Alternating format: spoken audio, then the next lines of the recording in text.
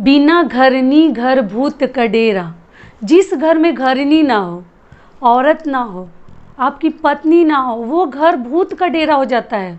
वो वहाँ भगवान का निवास नहीं होता। प्रभ सी नगर कीजे सब काजा, हृदय राखी कौशलपुर राजा। नमस्कार दोस्तों, मैं हूं ममता तिवारी और आप सभी का स्वागत करती हूं मेरे चैनल ममता वेज में। कैसे हैं आप सब? तो ये बताने के लिए कमेंट बॉक्स में जय माता दी, ओम नमः शिवाय अवश्य लिखिए। तो चलिए आज हम इस वीडियो में जानेंगे कि ऐसे तो मैंने पति पत्नी के ऊपर कई वीडियोज में बना चुकी हूँ और अपलोड कर चुकी हूँ, और आप लोग जो कमेंट देते हैं मुझे बहुत ही खूबसूरत आप लोग कमेंट लिखते हैं। वो सुन के जैसे लगता है कि मेरा जन्म सवार्थ हो जाता है, मेरा जीवन धन्य हो जाता है। और पूरे दिन जो हम थक जाते हैं वीडियो बनाने में, एडिटिंग करने में, वो जैसे लगता है कि पूरी एनर्जी वापस आ जाती है जब आप लोग के इतनी प्यारे प्यारे कमेंट हमें पढ़ने को मिलते हैं। तो आप उसको बहुत पसंद भी किए हैं। तो लेकिन हमारी बहनों का जो मुझसे शिकायत है कि आप पतियों का ही ज़्यादा सपोर्ट करती हैं, पतियों का ही हम आदर करें, क्या पति को पत्नी की आदर नहीं करनी चाहिए? आपका मैंने उस वीडियो में बताया हुआ था कि पति जब आए तो आप फ़ोन पे अगर बातें कर रही हैं तो आप सेम टाइम फ़ोन रख दीजिए। तो लड़कियों का जो पत्नियां हैं, औरतों का हम कमेंट है कि क्यों पति हमेशा फ़ोन पे लगे रहें और हम लोग फ़ोन रख दें, क्यों ऐसा करें? पति हमसे ठीक से सीधे मुंह बात नहीं करते और हम उनको विष्णु भगवान माने, हम उनका आदर करें, उनको हमारी आदर नहीं करनी चाहिए, हमें इज्जत रिस्पेक्ट नहीं देना चाहिए। हमसे सीधे मुंह हस्बैंड बात भी नहीं करते। तो ऐसा सभी हस्बैंड से मैं अनुरोध करती हूँ, आग्रह करती हूँ कि आप लोग अपनी पत्नियों के साथ ऐसा क्यों करते हैं? क्योंकि मैं कई वीडियोज़ में ऐसे बता चुकी हूँ कि जिस घर में नारी का आदर नहीं है, स्त्री का सम्मान नहीं है, वो घर घर नहीं है। और एक चीज़ और बता देती हूँ कि बिना औरत का कोई घर नहीं होता। एक कहावत है, ऐसे कहा जाता है, बिना घरनी घर भूत का डेरा। जिस घर में घरनी ना हो, औरत ना हो, आपकी पत्नी ना हो, वो घर भूत का डेरा हो जाता है। वो वहाँ भगवान का निवास नहीं होता। बड़े भाग्यवान लोगों को पत्नी मिलती है, शादी होती है और उसमें भी प्यार करने वाली पत्नी मिलती है। तो आप लोग जो ही हस्बैंड है सुन रहे हैं मुझे, तो आप लोग क्यों फ़ोन पे लगे रहते हैं? पत्नियों को टाइम क्यों नहीं देते हैं? क्योंकि बहुत सारी मेरी बहनों के शिकायत है मुझसे कि आप पतियों के लिए भी तो वीडियो बनाइए, पत्नियों के लिए तो आप बहुत कुछ बताई हैं कि ऐसे आदर करो, इस तरीके से प्यार करिए, उनके लिए समर्पित रहिए। क्यों पति को समर्पित नहीं रहना चाहिए? बिल्कुल रहना चाहिए। क्यों नहीं रहना चाहिए?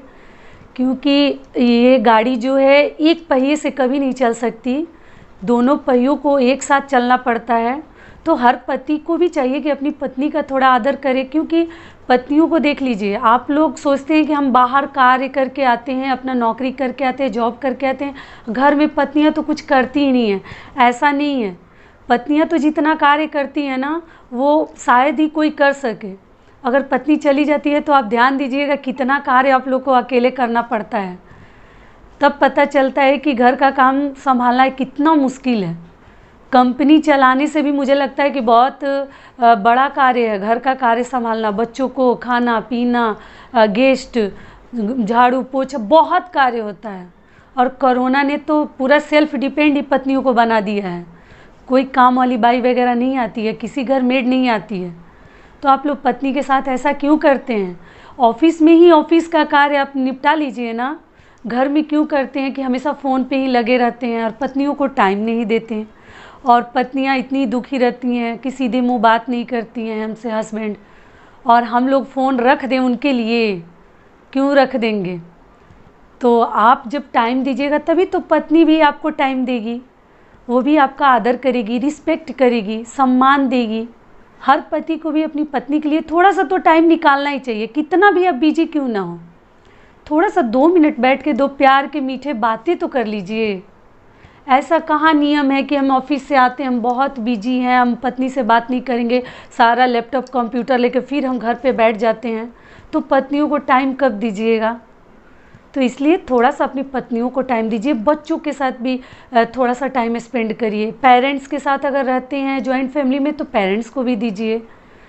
लेकिन हर पत्नी को मैं ये चीज़ बता देती हूँ और बताई भी हूँ कि देखिए, पति हमारे हैं वो विष्णु भगवान हैं और पत्नी जो है वो लक्ष्मी माता का स्वरूप है। तो आप एक दूसरे का आदर करिए। पति को तो हमेशा एक अलग ही दर्जा दे के रखिए, एक अलग ही स्थान दे के रखिए।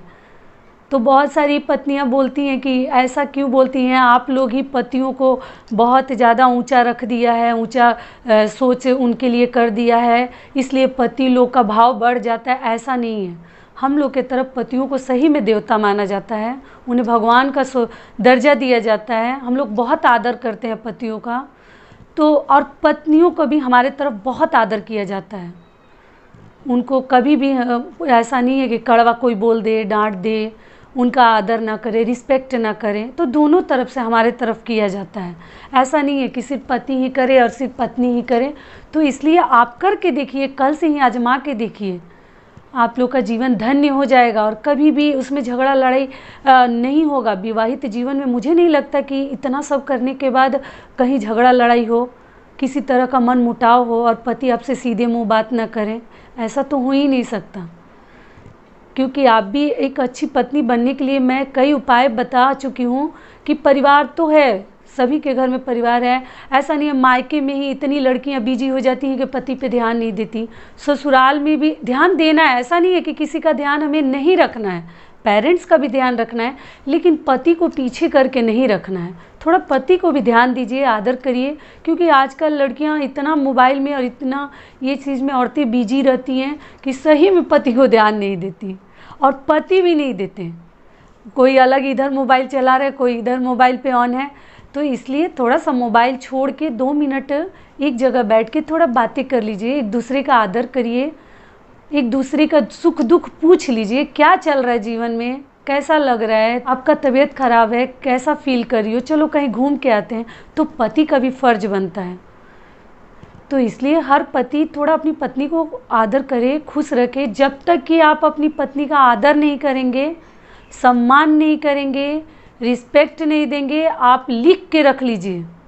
अगर आपको विश्वास नहीं है तो मेरे बात को आप गांठ बांध के हर पति रख ले, आप ज़िंदगी में कभी एक सफल व्यक्ति नहीं बन सकते हैं। क्योंकि जिस घर में नारी का सम्मान ही नहीं होगा, वहाँ तो लक्ष्मी का आदर ही नहीं है, तो आप आगे कैसे बढ़ेंगे? कभी नहीं बढ़ सकते। तो इसलिए आप कभी भी अपनी पत्नी का आप निरादर करके बाहर जाइए ना, कभी आपको सफलता नहीं मिलेगी। बाहर कितना भी मंदिर में आप मत्था टेक लीजिए, भगवान को प्रणाम कर लीजिए, कुछ भी मन्नत कर लीजिए, जब तक कि आपकी पत्नी आपसे खुश नहीं है, कभी आप आगे नहीं बढ़ सकते। कभी आगे नहीं बढ़ सकते, कभी एक सफल व्यक्ति नहीं बन सकते। बन सकते हैं 2, 4, 6 साल के लिए बन सकते हैं, लेकिन बहुत आगे नहीं बढ़ सकते और फिर नीचे आ जाएंगे आप।